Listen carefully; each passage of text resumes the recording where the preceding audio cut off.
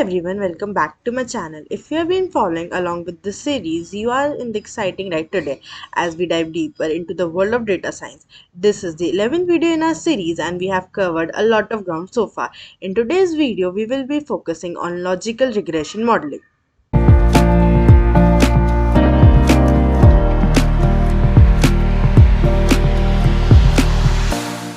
So let's get started.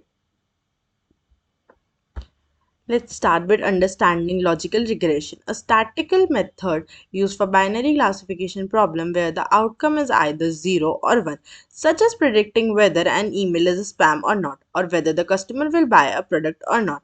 Unlike linear regression, which predicts continuous value, logical regression uses logical function, also known as sigmoid function, to predict probability. The output will always be between 0 and 1, which makes it ideal for the classification. In Python, we can implement logical regression using libraries like scikit-learn. The process involves several key steps like data preparation. First, you need to load the data and clean and divide it into a training and testing set. Second, model building. You can use logical regression from scikit-learn to create a model. Once the model is trained using the training set, it will learn the relationship between the feature and the binary target variable. Fourth, prediction. After the model is trained, you can use it to make prediction. These prediction will be the probability and typically a threshold is applied to decide whether the final classification. The last one is the model evaluation. You have to assess the model performance using the matrices such as accuracy, precision, recall, event score, confusion matrix can help you visualize the result. Now let's see a Python code.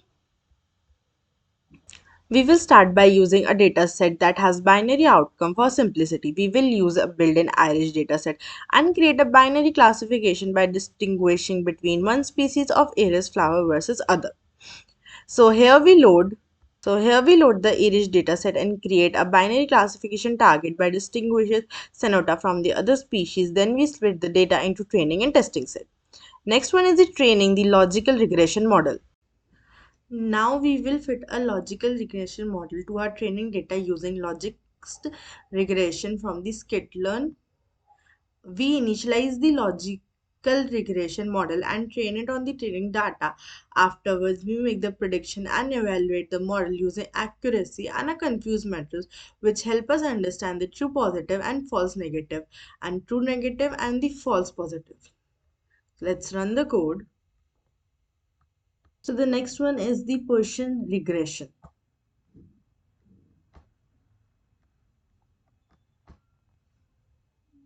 Gaussian regression is a method is used for modeling count data that consists of non-negative integers such as number of customers arrived at store, the number of accidents at a particular intersection, or the number of website visits in a given period of time. Gaussian regression assumes that the dependent variable follows a Gaussian distribution which describes the probability of a given number of events having within a fixed interval of time or space. The model uses the log-link function to relate the linear combination of the prediction to the logarithm of the expected count. Performing Gaussian regression. We can use the first we import the library, then we fit the Gaussian regression model, and we then interpret the model result. For this process of regression in Python is quite similar to the logics regression, where we first prepare the data. Just like logics regression, we need to load the data and clean it and spill it into the training and testing set. Next is the model building. We need the Gaussian regression class for the skitlearn or GLM generalized linear model function for the stat mode library. The key is here to set as a portion indicate that response is variable for a portion distribution.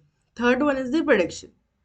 This model will predict the expected count for each observation and the result will give you the expected number of occurrence of an event. Fourth is model evaluation. Since the output is the count data, we typically evaluate Gaussian regression model using matrices such as the log likelihood or the deviation in the comparing them to the other model. Let's see the Python code for the same. First, we import library. From skylern.database, we import make regression. For the Gaussian regression, let us use a dataset that involves data count. We will create a synthetic dataset with the event count over different period of time. Here we create a synthetic data where the target variable follows a Poisson distribution and np.random Poisson function generates the count for a target variable.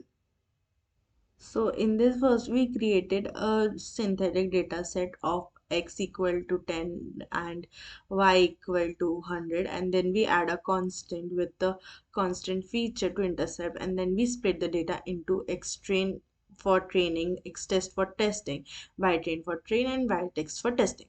So next one we fit the position regression model using stats model library which provide more flexibility for the generalized linear model. We use GLM from the stat model to fit a generalized linear model with a position family.